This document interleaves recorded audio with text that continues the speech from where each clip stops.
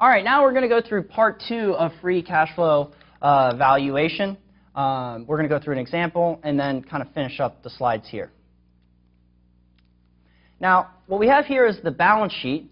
And remember, this is kind of going to be how you're going to, if you get this vignette, they may perhaps show you the financial statements.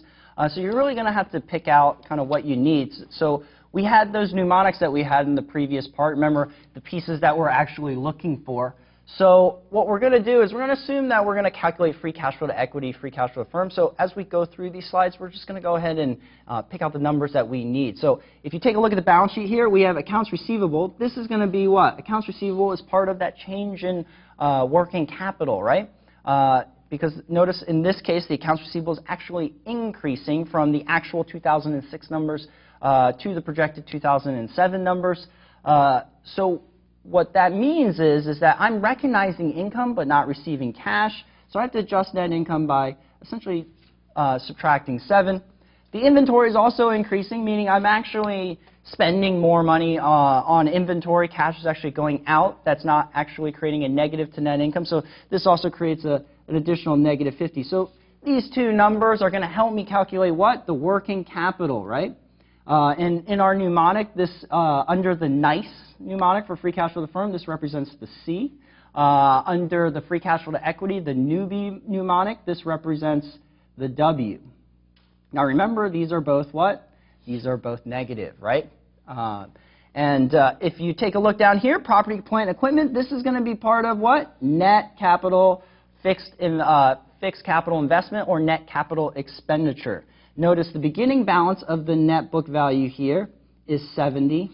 The ending balance here is 90, right? So the beginning property, plant, and equipment essentially going was 70. The ending balance is 90. All right, so essentially this is changing by 30. Now, this will help me calculate what? The capital expenditures, the net capital expenditures, right? This is basically my E, and this is also a negative. Now, notice this 30 is missing what? In the formula, I start with beginning property, plant, and equipment, right?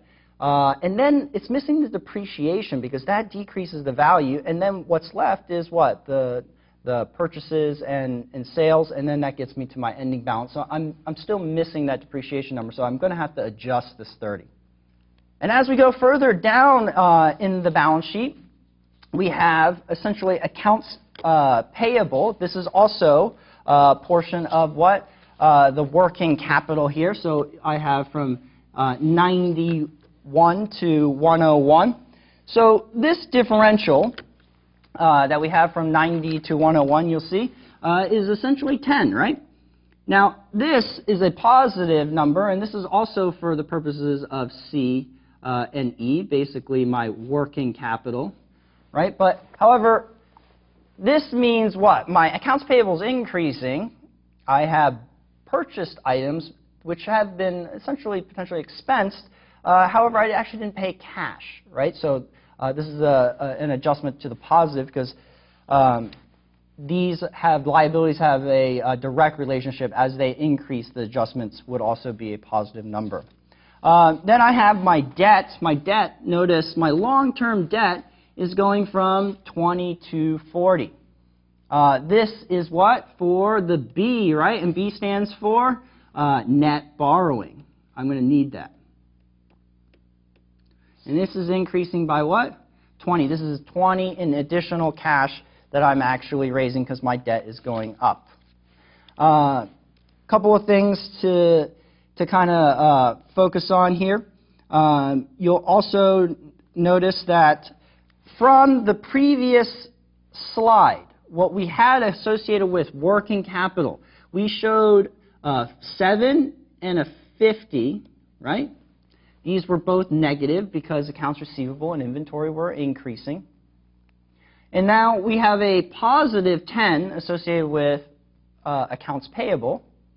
And when I calculate this whole thing out, what do I get to? I get to a negative 47. This number right here. This negative 47 is my essentially final working capital number as long as, as I look through the vignette, there's nothing else that I would be looking at. So 47, just hold that in your thought. I'm going to need that to kind of fill out my mnemonic. So, what do we have here? We have the income statement. What do I need here? All right, so from the income statement, first off, I know I'm going to need this, the depreciation. Just a continuation of that last slide. We saw the property, plant, and equipment essentially increase by 30. So depreciation basically will offset that. And that means my net capital expenditure is 25. So this represents what? The net capital expenditure, right? Or my E. Or in some cases, in my free cash flow of the firm, the C in NICE. This is the 25. Because notice, remember, I started, just to make clear this particular calculation here, I started with what? I had property, plant, equipment starting at 70 and ending at 90, right? And essentially, what do we have? Depreciation does what? Subtracts from there. And then what is kind of the empty number here? So 70 minus 5 equals 65. So this has to be an additional, what? 25. That's kind of how this backs into my net capital expenditure. What else do I see here? I have cost of goods sold. I have gross profit, SG&A. Now, I'm also going to need this depreciation number. This represents depreciation in a different way. In its own right, it also represents what? The D, right? The D in GLAD, adding back that depreciation. And then everything else I can't find as far as, unless I'm looking for other pieces. I think I'm pretty much done on this income statement, and let's move on. Now, what we have here is interest expense, pre-tax income, income tax. Notice it's 37%, and then I have my net income numbers. So, lots of stuff here. First off, let's talk about the I, right? The I in NICE. So, the I in NICE stands for what? Interest times 1 minus the tax rate. So, the interest projected for 2007 is what? 5. Tax rate is 37%. So for this value of I, it's 5 times 1 minus 0.37. There is my I in NICE. What other things that we can look here? Net income, going to need that. That is the N in both newbie and in NICE. This is what starts the whole process if I'm starting from net income. I'm going to need that 43 in a bit. Other things that looking at pre-tax income. If they're making me calculate based off of earnings before interest and taxes, so let's say I'm doing EBIT. So EBIT is earnings before tax, adding back essentially the interest. So 68 plus the 5 equals what? 73. So my earnings before interest and taxes is 73. Now, what if I wanted the EBITDA? All right. If I wanted the EBITDA, it is what? Earnings before interest and taxes, and then adding back the depreciation and amortization. So I take the 73, and I add back the depreciation. And remember on the previous slide, the depreciation on the previous slide was what? It was 5, right? So 73 plus the 5, EBITDA equals what? 78. That is my EBITDA number. So if I was calculating what? The free cash flow from free cash from equity from EBIT or EBITDA, I have those two numbers ready to go. All right? So now let's just take a closer look at the fixed capital investments or your net capital expenditures and your working capital. So we saw this is a different way to calculate it, but you should recognize the 47. You should recognize the 25. Remember, this is the property, plant, equipment at the beginning, the ending, your depreciation gets to your 25. The 47, how did we calculate it? Remember this?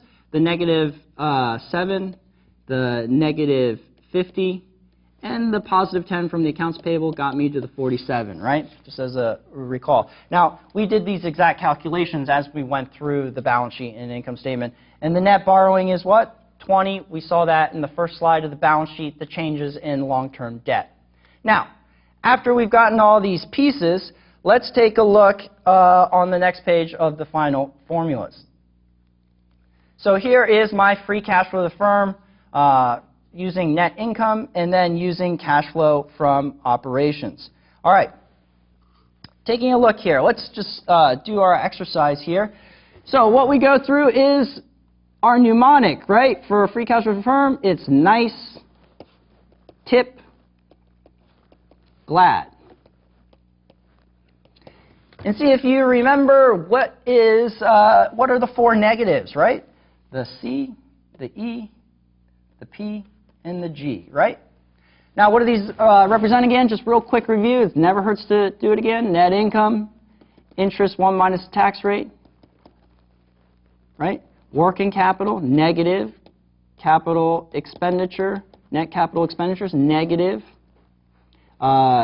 Your T, your deferred tax liability, which is an add back. Impairment, which is an add back. Premium, which is a negative, so any premium amortization, or add back any discount amortization minus any gains. Add back losses, amortization, any depreciation. All right, and there it is. I'm ready to go. So I'm going to start filling out this formula thing. This mnemonic down here. It's just going to be like playing bingo. And when you just put the numbers in, you just hit bingo. All right? So should be fun. Here we go. Net income. We knew net income was from the previous was 43. We knew the interest 1 minus the tax rate was 1 minus 0.37. We also remember the change in working capital was negative 47. And then we had a negative 25 for my net capital expenditure and a depreciation of 5. If I run this whole thing through, I will notice that I get a negative 20.85. Notice there was no deferred tax liability or things such as impairment or premium, but that's this question. It's always good to have a laundry list just to kind of go through what is it that you need, and then the answer should pop out. So let's see essentially how we did. There is my negative 20.85. You should recognize the 43 for net income, your depreciation, interest 1 minus the tax rate, your working capital, and your net capital expenditures. Now, notice that if I calculate through cash flow from operations, and cash flow from operations equals what? Essentially your 43, right? And your change in working capital. It already includes those two numbers. So the only other two adjustments that I need to do are interest and 1 minus the tax rate, right?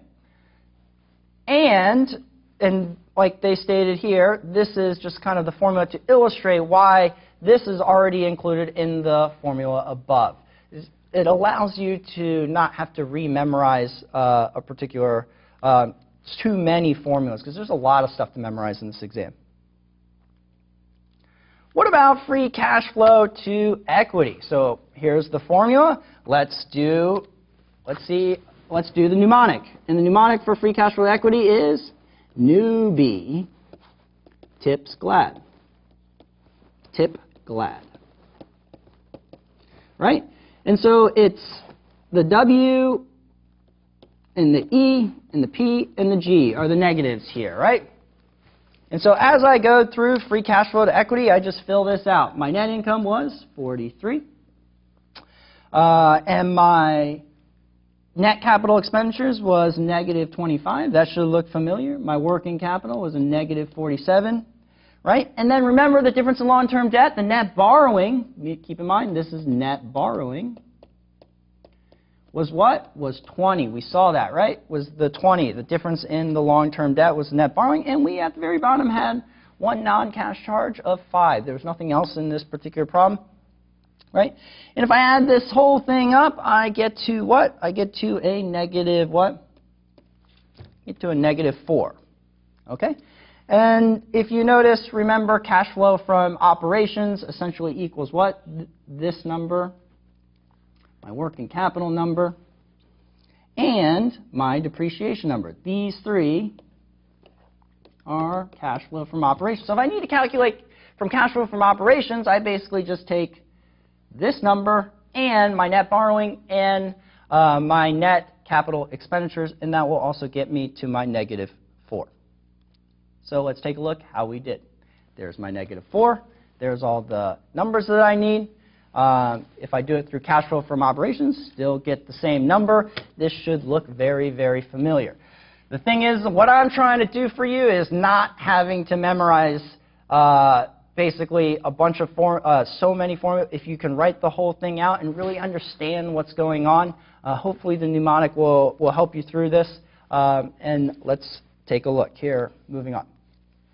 So notice if I want to get to free cash flow of the firm to free cash flow to equity, we saw this when we were comparing the two, right? Because if you notice the nice, and this is tip glad, right?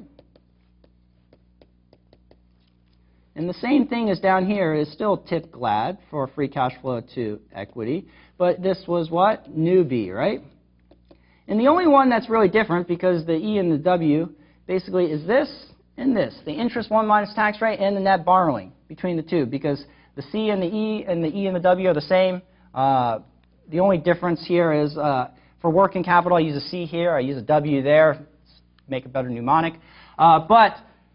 So that means if I'm going from free cash flow to the firm on this side to free cash flow to equity on this side, what do I have to do? I have to subtract this out to make the left side equal the right side and add the net borrowing, and that's essentially what they're doing there, right? And that's the formula that we see.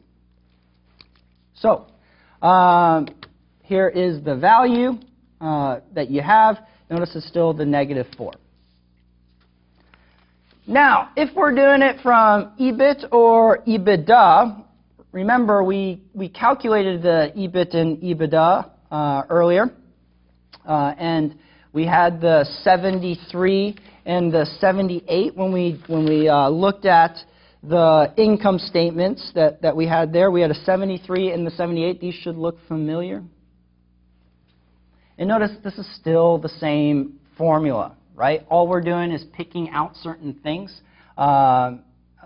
using EBIT and EBITDA, because net income is what? Is just the adjustments. If you're trying to go from net income to EBIT, you're just doing what? Taking out the interest, taking out the tax. Now, if you want to equate EBIT to that, you take out the tax first and then take out the interest.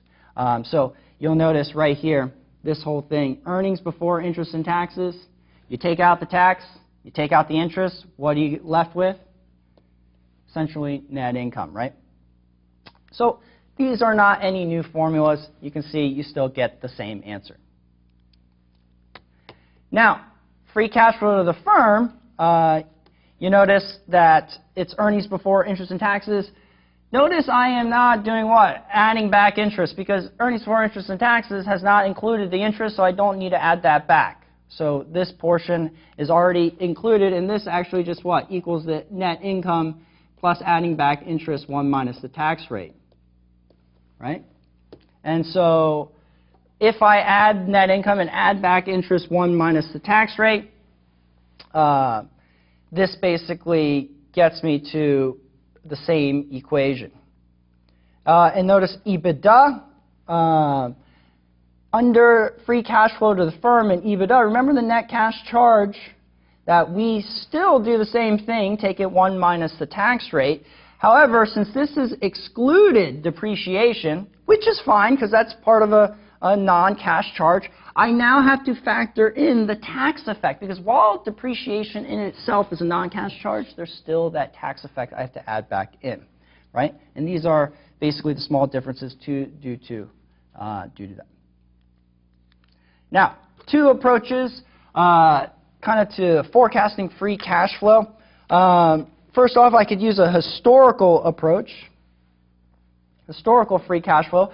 And this is probably the most common. You estimate the free cash flow of the current period, assuming some type of growth rate, right? Looking at its previous financials, how did it do recently, and then assuming a particular growth rate and forecasting it into the future. Each underlying component of free cash flow, I can also look at each component and forecast them, things such as net income. What do I think the fixed capital investments are going to be? What are the changes in net non-cash charges? And what are the changes in the working capital? This is a little bit more realistic as opposed to just taking free cash flow and moving it, because you'll notice it has there's a large amount of pieces that are moving, and you're assuming all of them are going to move in a particular growth rate. This is a little bit more realistic as you do it by its individual pieces, as opposed to doing it as just assuming everything is going to grow at a particular rate. So it is more realistic, but flexible. But the problem is, like we've seen, this is pretty time-consuming because there are a lot of variables. All right. Okay. Recognition of what we have is recognition between your free cash flow to equity and your dividend discount model. All right. The general valuation models are the same, but the numerator is different. Instead of using dividend, because remember the dividend models, right, are 1 plus R, so on and so forth going through. Instead of using that, we put up what? Free cash flow to, let's say, free cash flow equity, free cash flow firm, or instead of doing dividend over R minus G, we do what? Free cash flow to equity. Essentially, the share of the common stock is the present value of the dividend or the free cash flow to equity, right? Meaning any type of asset is essentially worth what cash flow it's going to give you into the future, or whether it be a dividend or free cash flow. And this could be either greater or less than the dividend based on those adjustments, right? For instance, there could be much more capital expenditures or much more working capital that create negatives, could make the free cash flow to equity much smaller. It just depends on those adjustments. So, effects on financing decisions for free cash flow. As far as free cash flow of the firm, there are none for anything as regarding dividends, share repurchase, share issues, and changes in leverage. Keep in mind, dividends, share repurchase, share issues, you don't see these numbers in net income, right? And when we start with net income, there are some adjustments, and these are none of those adjustments. These do not essentially affect the net income number. So notice even for both equity and for free cash flow to the firm, none of these are affected. However, changes in leverage are what? When I am increasing or decreasing what? Net borrowing. Now, keep in mind, remember we add back net borrowing in free cash flow to equity. All right? So keep in mind, share repurchases and share issues are not used in free cash flow to the firm. They're not determinate. So also note that in free cash flow to equity is going to be higher in the year in which you actually borrow, because you're adding back the net borrowing.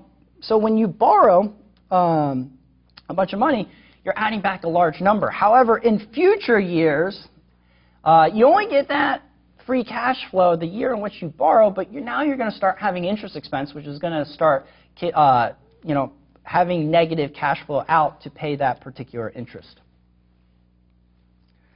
So why are we using free cash flow to equity and not net income as a proxy? Why not just use net income? Because it's the accrual concept as opposed to cash flow. Look, this free cash flow, we're actually just looking at cash, whereas net income under GAAP uses this accrual.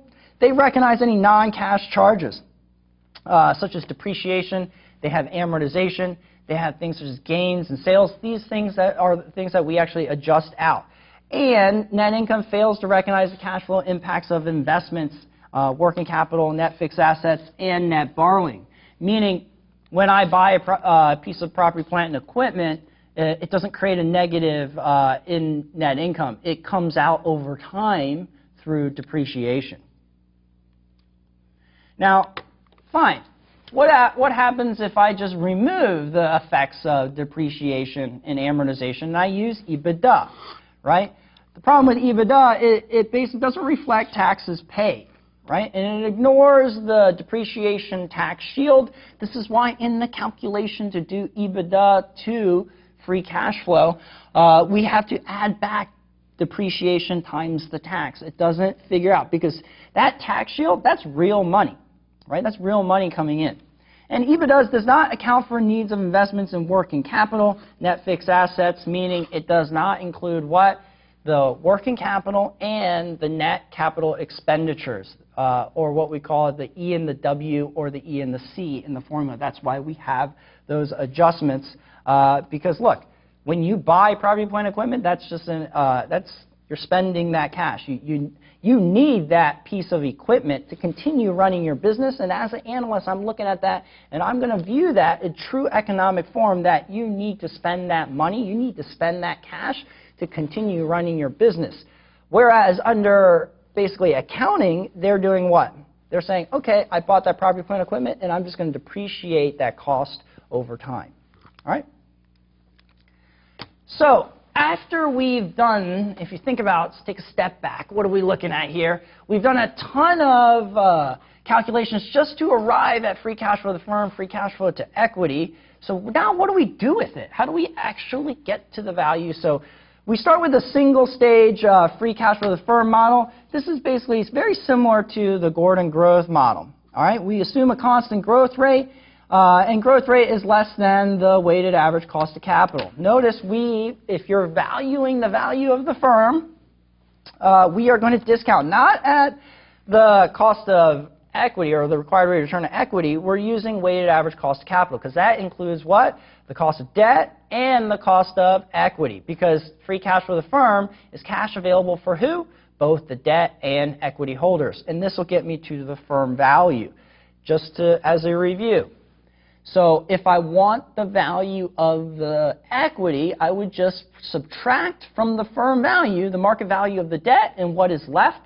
The value of the equity. So let's jump in here. So very similar. Notice this is almost identical to the Gordon growth model, except I replace what? I replace required rate of return on equity with weighted average cost of capital, and I replace the dividend sub 1 with free cash flow to the firm sub 1, or if I had free cash flow at time 0, I basically multiply that times 1 plus the growth rate. Now, single stage free cash flow to equity model is much more similar to the Gordon growth model because it does use required rate of return on equity. You'll notice, because why? Free cash flow to equity is the free cash flow available to the equity holders. All right? And the required rate of return on equity, you can still use the, in what we saw in level 1 and parts of level 2, you can still use CAPM, capital asset pricing model, and then arbitrage pricing theory, and build up models any way that you can actually get the required rate of return on equity. Look, in the vignettes, all of those are fair game to actually obtain the required rate of return on equity. All right, there are basically 4 main variations of free cash flow to the firm, free cash flow to equity. You actually have seen a lot of these in your dividend part, as far as your dividend discount models, and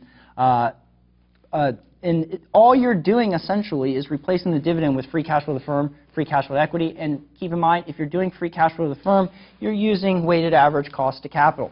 So the question is, there's 2 stages or is it 3 stages? Are you using free cash flow to the firm or free cash flow to equity? Total free cash flow, or components of free cash flow? And then what are you doing for the terminal value? Are you using kind of a Gordon growth model to find the terminal value? Because remember, you're doing cash flow, cash flow, cash flow, and you're discounting back, and then you have a terminal value, right? This is basically the value of the stock at the very end. How are you calculating that value?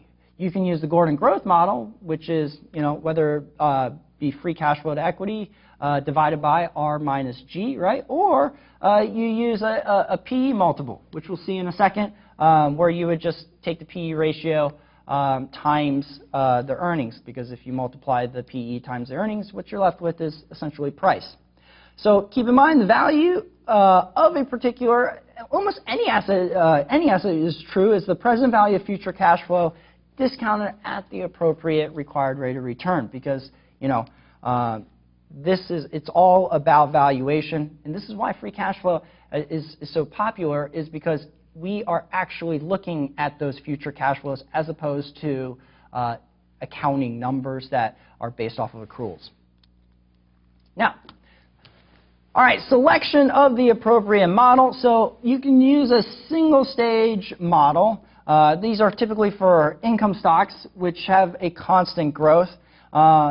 Basically, in international settings or volatile inflation rates, you're going to use real interest rates to essentially discount.